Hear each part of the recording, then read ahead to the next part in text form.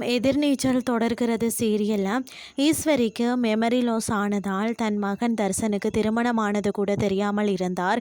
இதனிடையே சில நாட்களுக்கு முன் பார்கவியுடன் தர்சன் சண்டை போட்டதை பார்த்து சந்தேகப்பட்ட ஈஸ்வரி அவர்கள் இருவருக்கும் இடையே என்ன இருக்கு என விசாரணையில் இறங்கினார். அப்போதுதான் தர்சனும் பார்கவியும் கணவன் மனைவி என்கின்ற உண்மை ஈஸ்வரிக்கு தெரிய வந்தது. அவர்களின் திருமண உறவுக்கு அறிவுக்கரசி முட்டுக்கட்டையாக இருப்பதை அறிந்த ஈஸ்வரி அவரை வீட்டை விட்டு துரத்தி விட்டுள்ளார். அறிவுக்கரசி வீட்டில் இருந்தால் தான் ஈஸ்வரியை அடித்து கோமா நிலைக்கு தள்ளிய விஷயத்தை உளறி விடுவாள் என்ற பயத்திலேயே ஆதிகுணசேகரனும் நோக்கமாக பிளான் போட்டு தன் தம்பி கதிரிடம் சொல்லி அவரை உடனடியாக வீட்டை விட்டு வெளியே துரத்தி விட்டிருக்காங்க.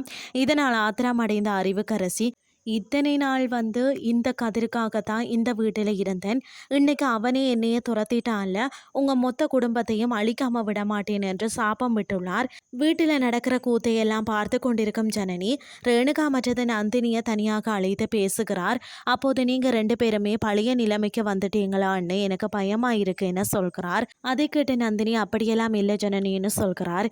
ஈஸ்வரி அக்கா எல்லாத்தையும் மறந்துட்டாங்க என்பதற்காக நாமளும் எல்லாத்தையும் மறந்து விடலாமா? இவங்க செஞ்ச துரோகத்தை எல்லாம் அப்படியே விட்டுவிட முடியுமா?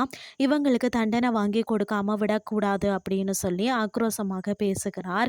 பின்னர் ஈஸ்வரி இவங்களை கிச்சனுக்குள்ள அழைத்து பேசுகிறார். இந்த மாற்றம் நல்லா தான் இருக்கு, சில முக்கியமான விஷயங்களை 2 நாட்கள் கழித்து நானே சொல்கிறேன் என கூறுகிறார்.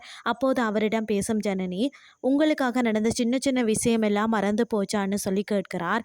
அதற்கு ஈஸ்வரி ஆமாம் என சொல்ல உடனே ஜனனி ஜீவானந்தம் சார ஞாபகம் இருக்கா இல்லை மறந்துருச்சா என கேட்கிறார். ஜீவானந்தம் பேரை கேட்டதும் ஈஸ்வரி அதிர்ச்சி அடைகிறார். இதுதான் இன்றைய நாளுக்கான எபிசோட்.